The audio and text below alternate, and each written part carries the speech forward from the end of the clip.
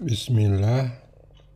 Bahan pengajian Ahad pagi Masjid PP Persis Piadek Bandung, Ahad 2 Safar 1447 Hijriah atau 27 Juli 2025 Masehi. Pembawa Ustadz Dr. Andes H. U. Jalaluddin MAG.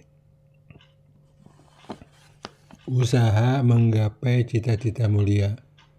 Bismillahirrahmanirrahim.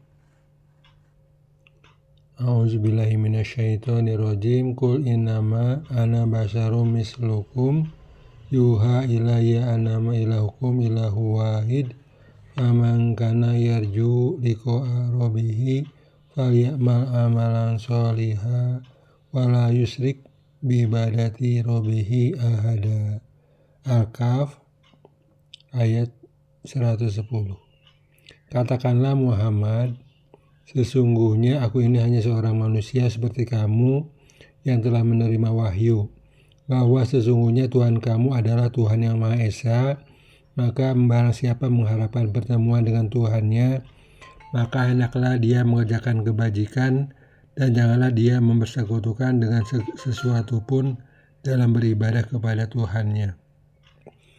Al-Kahfi ayat 110. Selanjutnya di Allah Subhanahu berfirman, wa tilka jannatul lati uristumuha bima kuntum ta'malun. Dan itulah surga yang diwariskan kepada kamu karena perbuatan yang telah kamu kerjakan. Az-Zukhruf ayat 72.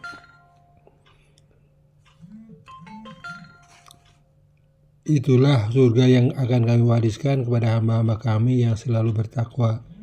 Quran Surat Maryam ayat 63. Selanjutnya Allah Subhanahu wa Ta'ala berfirman dalam surat Al-Mu'minun ayat 1 sampai dengan 11. Sungguh beruntung orang-orang yang beriman, yaitu orang yang khusyuk dalam salatnya dan orang yang menjauhkan diri dari perbuatan dan perkataan yang tidak berguna, dan orang yang menunaikan zakat, dan orang yang memelihara kemaluannya, kecuali terhadap istri-istri mereka atau hamba sahaya yang mereka miliki. Maka sesungguhnya mereka tidak tercela. Tetapi barang siapa mencari di balik itu zina dan sebagainya, maka mereka itulah orang-orang yang melampaui batas. Dan sungguh beruntung orang yang memelihara amanat-amanat dan janjinya, serta orang yang memelihara sholatnya. Mereka itulah orang-orang yang akan mewarisi, yakni akan mewarisi surga Firdaus. Mereka kekal di dalamnya. Al-Mu'minun ayat 1 sampai dengan 11. Di dalam hadis sahih disebutkan, apabila kamu memohon surga kepada Allah, maka pintalah kepadanya Al-Firdaus, karena ia surga yang paling tinggi dan yang paling tengah.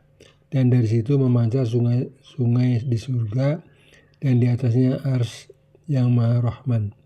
Telah dikeluarkan oleh dua yang sahih atau Bukhari Muslim. Selanjutnya dalam suatu hadis dari Abu Firas Rabi'ah bin Ka'ab al-Aslami, pembantu Rasulullah SAW dan termasuk ahli sufah, ia berkata, aku pernah tidur bersama Rasulullah SAW.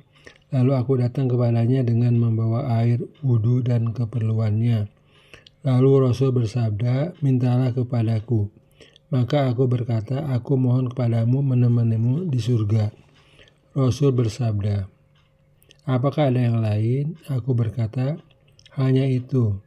Nabi bersabda, maka bantulah aku untuk meraih keinginanmu dengan banyak sujud. Hadis riwayat Muslim. Kesimpulan, 1. Mempunyai keinginan yang sangat tinggi tidaklah tercela, bahkan merupakan suatu keharusan. 2. Usaha dominan untuk menggapai cita-cita terletak pada diri sendiri, sementara yang lain hanyalah penopang.